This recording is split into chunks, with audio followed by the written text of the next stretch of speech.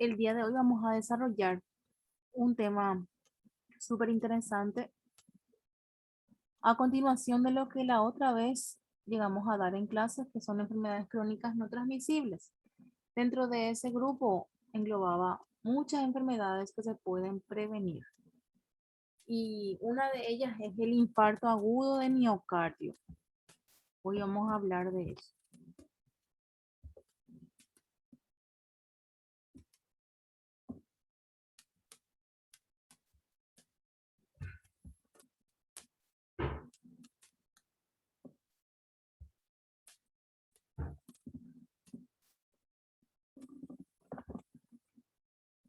Antes que nada, es importante que sepamos el concepto de un infarto agudo de miocardio.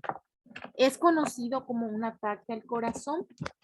También se le conoce como ataque cardíaco o infarto.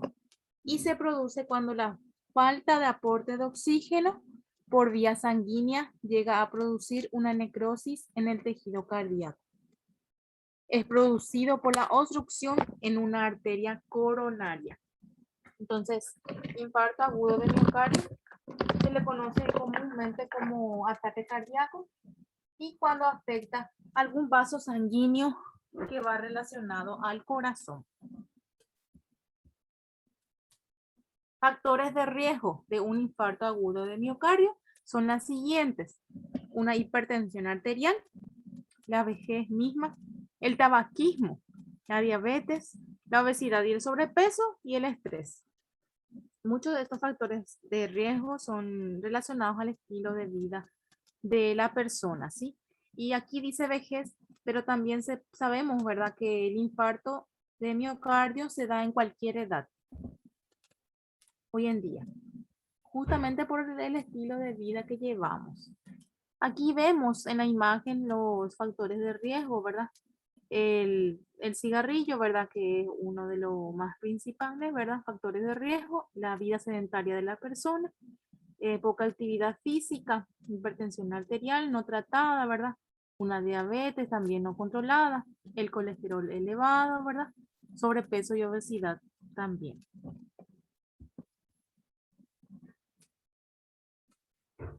El infarto agudo de miocardio se puede dar por varios motivos. Una de ellas es la aterosclerosis. Vamos a definir qué es aterosclerosis. Es la obstrucción por arteriosclerosis, acumulación de colesterol en las paredes de las arterias, formando una placa dura, ¿sí? La placa puede provocar el estrechamiento de las arterias y por consiguiente obstruye el flujo sanguíneo. Acá en la imagen vamos a ver, ¿verdad? En la aterosclerosis las arterias sufren un pequeño estrechamiento, ¿verdad? O sea que el camino que recorre la sangre, ¿verdad? Por estas arterias se vuelve un poquito más angosto. A eso se refiere el estrechamiento de las arterias. Y se reduce el flujo sanguíneo.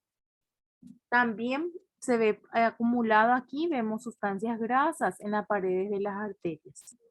Eso es lo que pasa dentro de las arterias. Entonces ocurre una disminución del flujo sanguíneo dentro del corazón. También se puede dar un infarto agudo de miocardio por accidente de placa. Ocurre cuando la placa de colesterol se rompe, desencadenando la formación de un trombo que obstruye una arteria. Aquí vemos la placa inestable se rompe, las placas de grasa que vemos alrededor de una arteria y vemos que el coágulo de sangre que estaba taponando, ¿verdad? Bloquea el flujo sanguíneo. Eso es la formación de un trombo. Y ahí ocurre lo que es un infarto, una isquemia cardíaca en este caso. No hay buena irrigación sanguínea y se ve obstruido por el flujo sanguíneo, que es el trombo en este caso. ¿Cuáles son los signos y síntomas que se dan en un ataque cardíaco? Lo más importante es el dolor torácico repentino, puntadas, ¿verdad? Que nos dan alrededor del corazón. Está irradiado hacia el brazo y el hombro, ¿sí? y sobre todo el lado izquierdo, que es el lado que tenemos el corazón. La zona de la espalda, el cuello e incluso los dientes y la mandíbula también se pueden ver afectados. Hay una dificultad respiratoria en el paciente, hay una sensación de muerte inminente, que es lo que el paciente se sofoca, le falta la respiración, hay mareos, náuseas, vómitos, taquicardia y pérdida súbita de conocimiento.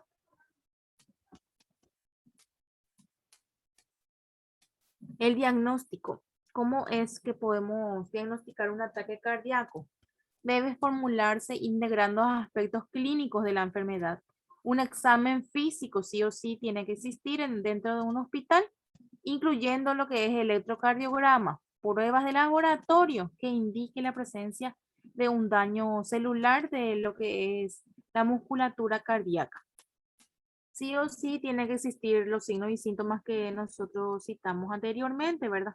Dolor y opresión en el pecho, que es isquémico, ¿verdad? Falta de irrigación en esa área del cuerpo, ¿verdad? Que es el lado del corazón. Este dura más de 30 minutos, ¿verdad? Lo mínimo, ¿verdad? Es el signo clínico que tiene que tener nuestro paciente. Cambios electrocardiográficos llamativos, ¿verdad? Muchas veces cuando se le hace un electro, ¿verdad? Vemos lo que es una taquicardia o lo que vemos irregularidades en el electrocardiograma del paciente y esos son signos y síntomas característicos de un infarto, preinfarto en muchos de los casos, ¿verdad? Que se puede tratar a tiempo todavía. Elevación de las enzimas cardíacas, que es un laboratorio que se realiza, ¿verdad? Para saber si los valores son normales en el cuerpo o si presenta alguna anormalidad. La prueba diagnóstica que se hace a un paciente que sufre un ataque cardíaco son las siguientes. Electrocardiograma, antes que nada, que es rápido y es lo más preciso y sí o sí tiene que ver el médico para poder tratarle al paciente. Marcadores cardíacos también se realizan, lo que son las enzimas cardíacas, son proteínas que están dentro del tejido cardíaco y se liberan cuando hay una buena circulación sanguínea. Y si hay daños dentro del corazón, en este caso también nosotros vemos eso en los resultados en este laboratorio. También está la creatininasa y eso enzimas que ocurre también cuando hay un daño dentro del corazón. Estos marcadores cardíacos suben en el transcurso del tiempo cuando existe un infarto de miocardio y se realiza en análisis de sangre, ¿sí? Está también lo que es, como yo les dije aquí, la creatina fosfosinasa. Esta por sus siglas, que es CPK, es una enzima cardíaca que está dentro de nuestro cuerpo y se encuentra principalmente dentro del corazón, el cerebro y los músculos. Sí o sí, este análisis de sangre se realiza al paciente que sufrió un ataque cardíaco para saber los marcadores de este tipo de enzimas, sus valores, si están normales o si se ven alterados, en qué cantidad también. Las pruebas diagnósticas que se realiza a un paciente, lo primero que se realiza es una angiografía. ¿Y cómo es el procedimiento?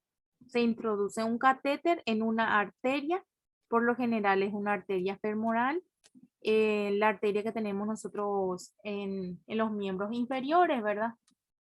Que es en las piernas, ¿verdad? Se empuja hasta llegar a las arterias que irrigan hasta el corazón.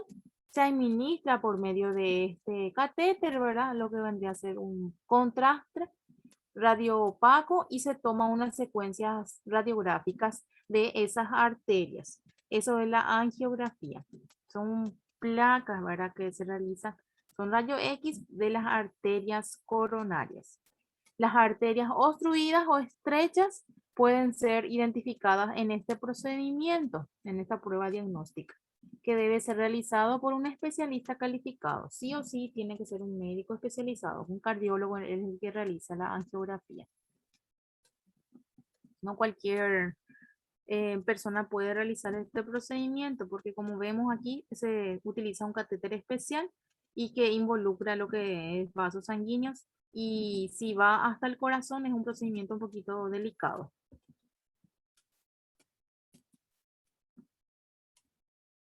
El tratamiento, ¿verdad? Para un paciente con infarto de miocardio son las siguientes. Sabemos que este, el paciente que sufre un ataque cardíaco es una emergencia médica, ¿sí? Color rojo es en urgencias. Para que sepamos, ¿verdad? Sí o sí un paciente que sufre un ACV o un infarto, sí o sí tiene que ser una emergencia, un tratamiento ya nomás, sin perder tiempo tiene que ser. Así nosotros salvamos la vida de nuestro paciente, ¿verdad? Y ganamos tiempo. Porque si perdemos minutos en este tipo de pacientes, ¿verdad? Eh, podemos también perder la vida del paciente, o también en este caso el paciente puede tener muchas secuelas y complicaciones a medida que nosotros perdemos los minutos.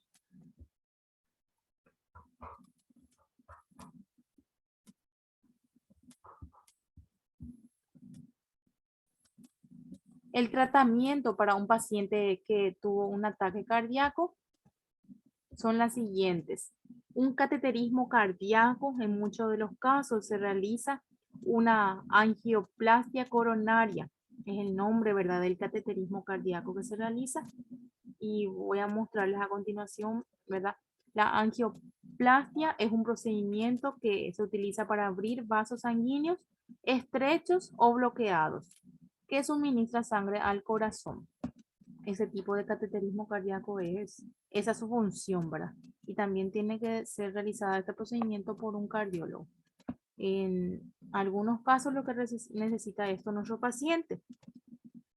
En algunos casos, con tratamiento farmacológico, con muchos cuidados, no hace falta que realice este procedimiento, pero depende del daño que tenga ya nuestro paciente, ¿verdad? Es que es requerido sí o sí un cateterismo cardíaco. El cateterismo cardíaco, la angiografía coronaria, ¿cómo es que se realiza? Insertando un tubo plástico, es un catéter que se realiza en una arteria de la pierna o del brazo, ¿verdad? Como hace rato yo les dije, puede ser la arteria femoral, ¿verdad? Hasta llegar a las arterias del corazón. Una vez allí se infunde un contraste con iodo y mediante la utilización de rayos X, ¿verdad? Se obtienen imágenes de las arterias coronarias. Y ahí se ve obstruido, ¿verdad? Las arterias. Se puede observar cuál es la arteria que está fallando, ¿verdad? Este procedimiento consiste en, una vez determinada la zona de obstrucción de la arteria, ¿verdad? Una vez identificada cuál es la arteria que está dañada, ¿verdad? Mediante este cateterismo, ¿verdad? La inserción de este catéter se lleva a una especie de globo que es inflar el balón, ¿verdad?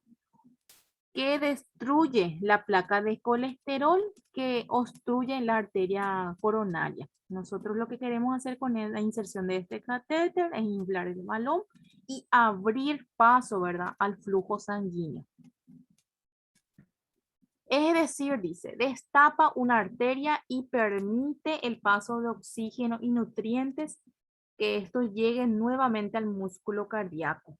Como les estaba diciendo, lo que hacemos por medio de este catéter, ¿verdad? Este procedimiento, abrimos camino otra vez a la circulación, ¿sí?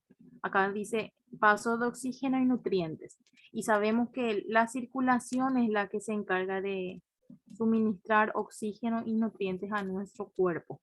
Y en este caso estamos hablando de este músculo cardíaco, porque sabemos que el corazón es el músculo más importante de nuestro cuerpo. Este video yo les voy a estar pasando en la plataforma, ¿verdad? Ahora voy a hacer en un ratito, ¿verdad? ¿Cuál es el procedimiento de un cateterismo cardíaco para que sepamos, ¿verdad? Por medio de imágenes y conozcamos un poquitito más sobre el tema, porque es súper interesante. Aquí vemos, ¿verdad? Una placa, la inserción de un catéter Luego está el balón dilatado. También utilizamos lo que es las imágenes radiográficas para poder identificar bien la arteria que está dañada. Luego se infla el balón y el catéter, vemos que se infla el balón y queda el stem. El stem es más o menos, es un material que es la que va a quedar ahí para poder mantener permeable esa arteria, ¿sí? Luego se vuelve a retirar ese catéter y queda el stent ahí para poder abrir el camino a la circulación. Ese es el procedimiento que se realiza en un cateterismo cardíaco. Sí o sí por un especialista tiene que ser y con un equipo multidisciplinario también tiene que ser.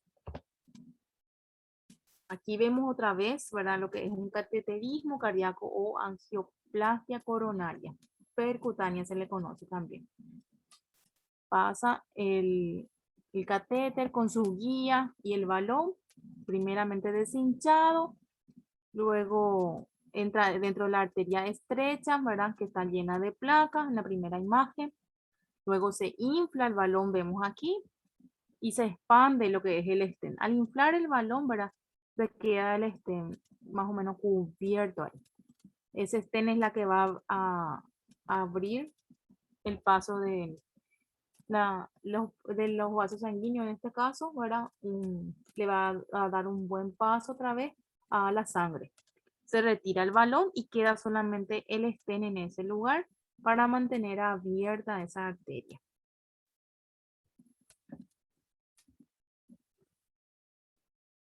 Otro tipo de procedimiento que se suele realizar, si no es en el caso de cateterismo cardíaco, es un bypass coronario.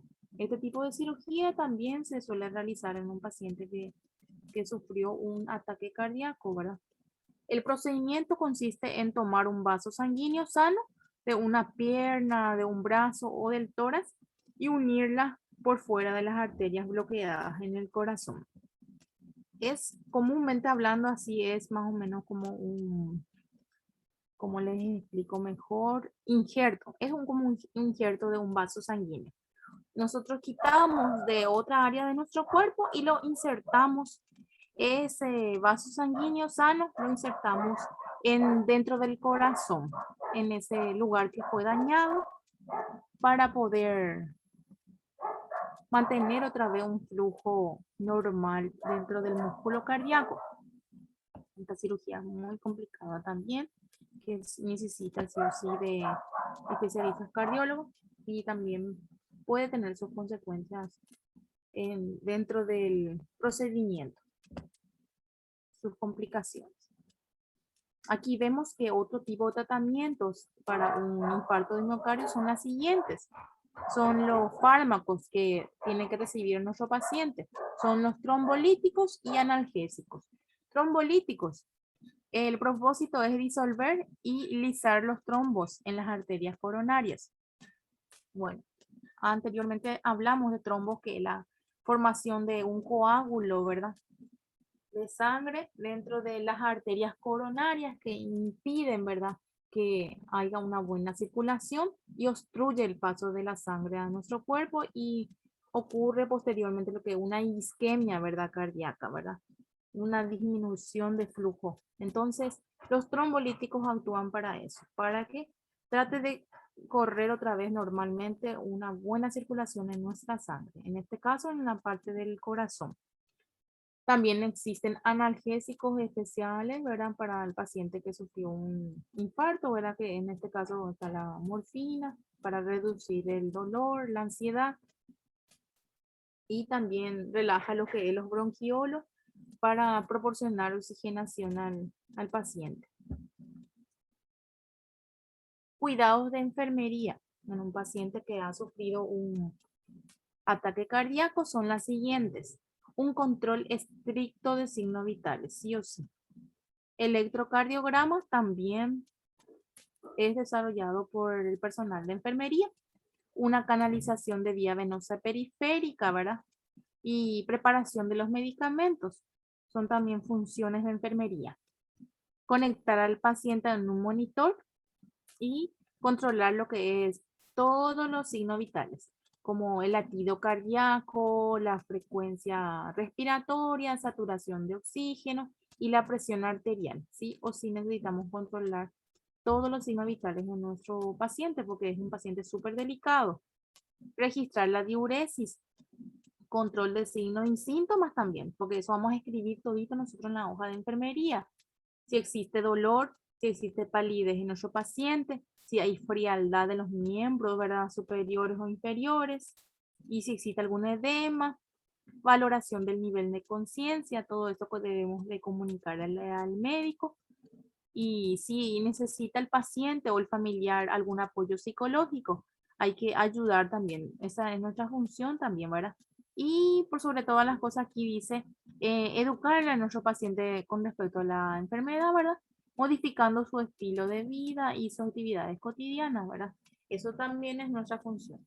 Una vez que el paciente, ¿verdad? Se recupera y sale de alta, nosotros sí o sí debemos de hablar con el paciente y los familiares, ¿verdad? Para que esos cuidados lleguen a casa. ¿Cuál es la prevención de un infarto agudo de miocardio? Primeramente está dejar de fumar, o por lo menos estar en un ambiente libre de humo. Tener una dieta libre, ¿verdad? En este caso, saludable y hacer mucho ejercicio, ¿verdad? O sea, hacer por lo menos lo mínimo, que son los 30 minutos de caminata diario, ¿verdad? Eso reduce las enfermedades cardíacas, ¿verdad? Y también otro tipo de enfermedades que tenemos, como ejemplo el ACV, ¿verdad? Que se suele dar también por esto, ¿sí? La hipertensión arterial y otros tipos de enfermedades como el sobrepeso y la obesidad se puede prevenir por medio de los ejercicios. Una dieta saludable, como les dije, libre de grasa, ¿sí?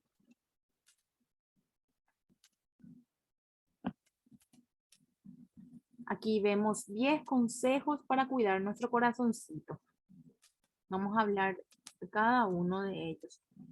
Dice, número 1, comer de manera equilibrada y saludable, ¿verdad? Tenemos nosotros, en el Ministerio de Salud tenemos una olla donde nos indica, ¿verdad? La cantidad de alimentos, ¿verdad? Que debe de consumir una persona normalmente, ¿verdad? Y también tenemos unos elabones de menor a mayor cantidad, ¿verdad? Entonces, debemos de tratar de consumir más alimentos ricos en fibras, ¿verdad? Más legumbres, cereales, el consumo de agua también estaba dentro de esa olla popular, ¿verdad? 2 a 3 litros por día y evitar lo que es grasas y comidas saturadas, ¿verdad? Y las carnes y otro tipo de embutido y eso tenemos que tratar de disminuir un poquitito. Las carnes estaban dentro de esa olla popular que podíamos consumirlas solamente día de por medio, intercalar con pollos o pescados o con algún tipo de legumbres, decía. ¿Sí? Entonces, tratar de conocer eso y ponerlo a práctica. Controlar el estrés, ¿verdad? Nos dice aquí. Entonces, tenemos que tratar de lo que nosotros realizamos actividades dentro del día, tratar de hacerlo calmado, ¿sí? De no acelerarnos todo, ¿sí? Por ejemplo, una persona que tiene su horario de desayuno, tiene que respetar eso. Después continuar trabajando y llegar ahora al trabajo para poder hacer las cosas como corresponde. El almuerzo también tratar de no pasarse. Entonces tratamos así nosotros de a nuestro cuerpo también educarle, ¿sí? Porque si solamente trabajamos, vamos a estar ansiosos durante el día, vamos a agotarnos, ¿verdad? Y no vamos a rendir también nosotros en el trabajo. Controlar la presión arterial es importante, dejar de fumar o no estar expuesto al cigarrillo, compruebe tu índice de masa corporal, dice el número 6, se refiere a la cantidad de grasa corporal, ¿verdad?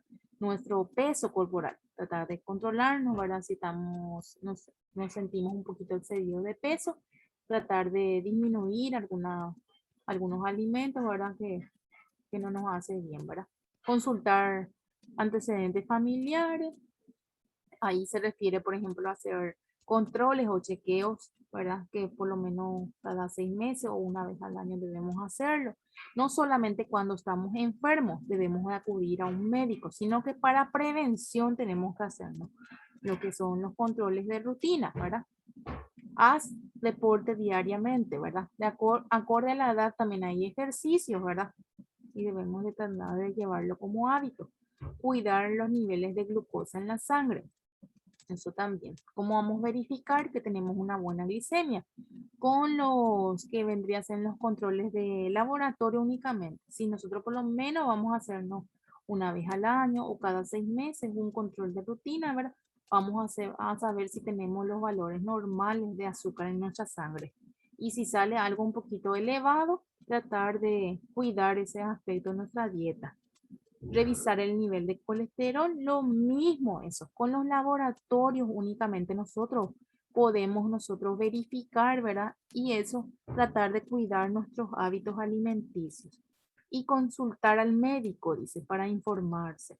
En estos casos también es sumamente importante porque podemos esto mirar por internet, también podemos escuchar por medio de un familiar o alguien que siempre esté relacionado al área de la salud, pero siempre es importante acudir al médico, porque el médico no es ningún adivino. El médico te va a dar algunas directivas, ¿verdad?, para prevención, pero cada persona individualmente somos diferentes, ¿sí? Y cada uno, nuestro cuerpo es diferente, entonces sí o sí necesitamos hacernos un buen chequeo médico individualmente. Es todo por hoy, gente. Si tienen algunas preguntas, están abiertas a partir de ahora.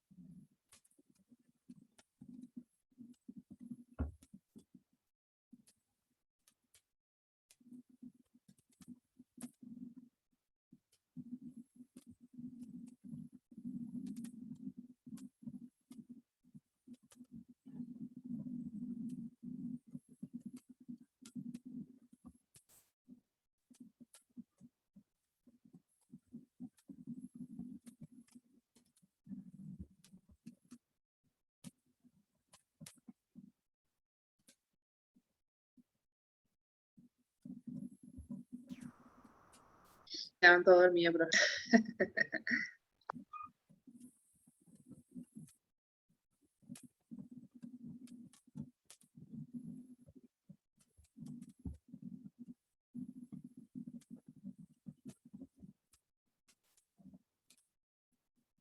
Yo les voy a alzar ahora esta tarea. También les voy a alzar 2 videos, ¿verdad? Relacionados a el resumen, ¿verdad? De lo que es un ataque cardíaco y también los tratamientos, ¿verdad? El cateterismo cardíaco, un video pequeñito y cortito para que veamos por medio de los ejemplos y las imágenes, ¿verdad? Podamos conocer un poquitito más a fondo sobre el tema.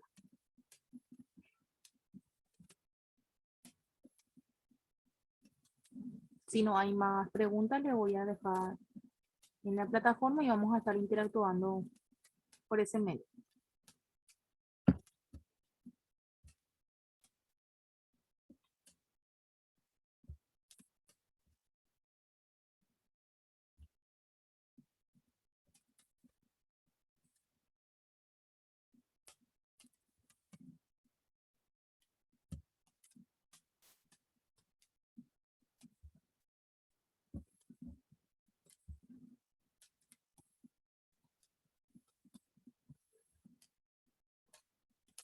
Buenas noches para todos.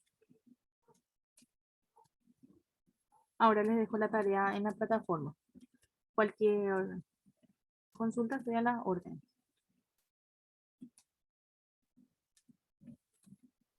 Gracias, profe.